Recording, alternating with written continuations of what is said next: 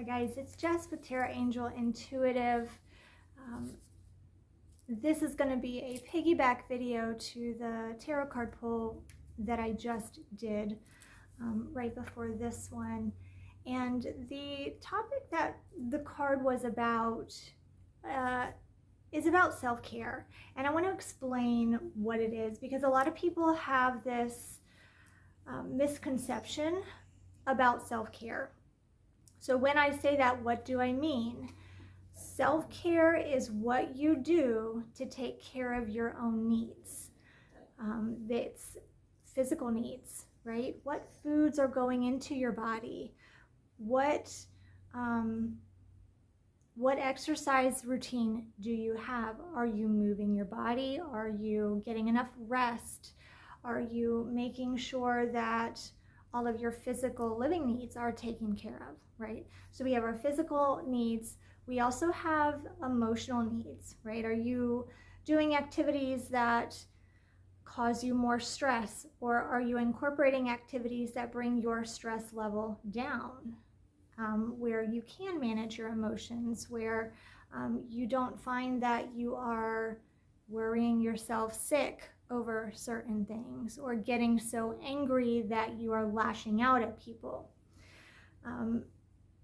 Other needs as well are going to be social needs. You know, we are creatures that need to be part of a community. However big, however small your needs, really, it depends. But having social connections is very important for your own personal needs. Physical health needs. Are you going to get regular checkups from the doctor? Are you making sure your cholesterol is good? Are you making sure your sugar levels are good? Are you getting your eyes checked yearly, or going to the dental visits to make sure the physical part of your body is taken care of as well? And so whatever way you need to do to take care of yourself, mind, body, and spirit. Spiritual needs is also another one. Going to church, going to sometimes just even going into nature and connecting with nature, depending on how and what you ascribe to in that spiritual component. What works for you to be able to kind of come in and decompress and really feel connected and grounded. So the reason I'm really harping on self-care is the fact that many people have this idea that taking care of those basic needs for yourself, especially if you have families, especially if you are in these roles that you have to serve and provide support for other people around you, that taking time out to take care of yourself is selfish. And it's not. And I have to tell you that understanding that self-care is not selfish is extremely important for society. I know I'm a parent, and there have been moments with my child where every day or other influences have really gotten me angry or anxious, and then my child comes around and he just, does or says one little thing, and I am a lot quicker to react and respond in a way that I don't want to respond to my child, but he kind of gets the brunt of all the frustrations of everything else that's happened throughout the day. And so by making sure you take care of your own physical needs and learn about what cues your body is telling you, so you can incorporate them in a way that is going to be the most beneficial for you, that's going to help improve not only the relationship with yourself, but with those around you and the loved ones that hold value within your life. And so there's a misconception also that Self-care is a one-time thing, but that's not it. Self-care is continuous. It is a maintenance component to your life. And what does self-care look like? Typically, people believe that self-care is going to get a facial, or going to get a massage, or having a spa day at home. Yes, those are. However, it can look so many other different ways.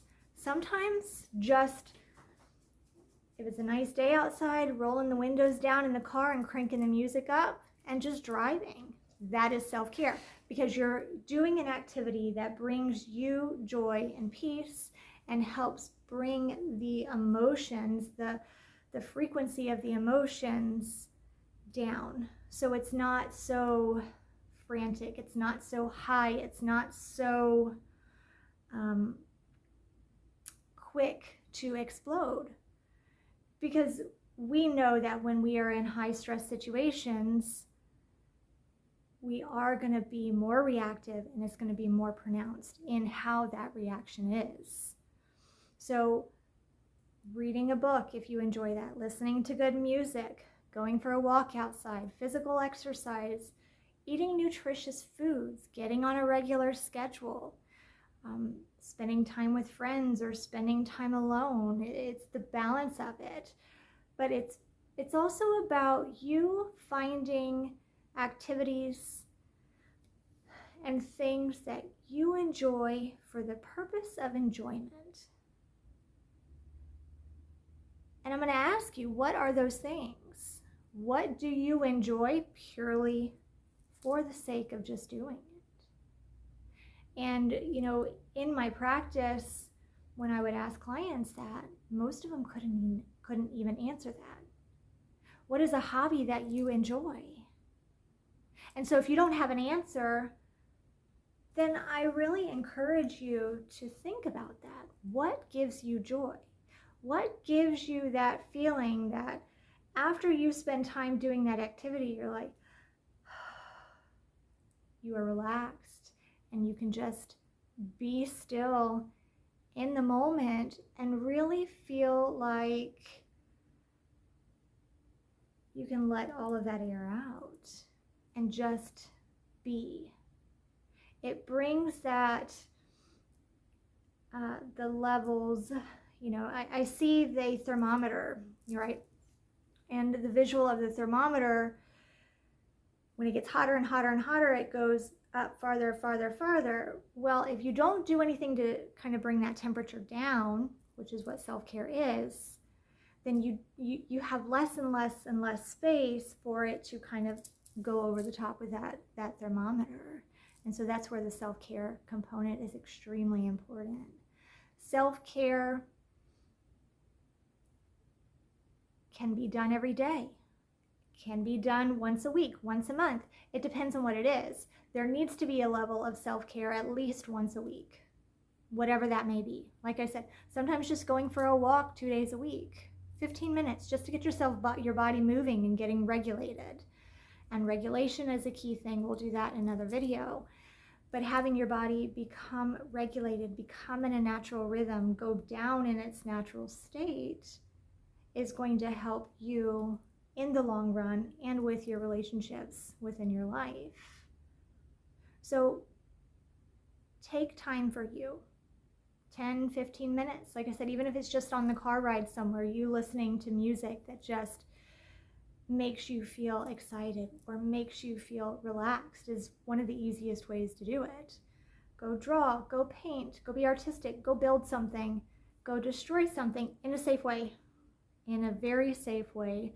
I'm not condoning destruction of property or anything like that.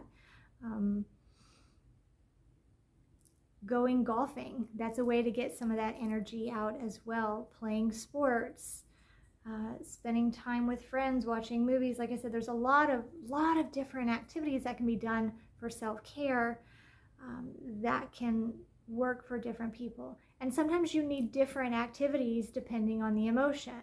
I know personally for myself, there are some days when I just need to rage clean. And I'm telling you, my house looks great at the end of it, but that is how I work through some emotions, and I bring that thermometer down. But then there are other days where I just want to sit on the porch and read a book and listen to the birds. And that gives me a different way of taking care of whatever that need is in that moment. And if you have children or if you have people that look up to you, you taking care of yourself in those ways, you learning to recognize your body's cues, and you prioritizing yourself and showing self-love, it is modeling that for them so they can do that for themselves. And that is also a way that you can show love and support for those that look up to you, by you showing that and showing up for yourself. So this has kind of been a brief, like I said, a little piggyback video on the card pull I did. Leave me comments in the comment section that are different ways that you find you can take care of yourself, or that are helpful for you, because maybe some of your ideas can help somebody else try it and see what is going to bring them joy or excitement or calmness or a sense of peace, which is the whole purpose of that self-care.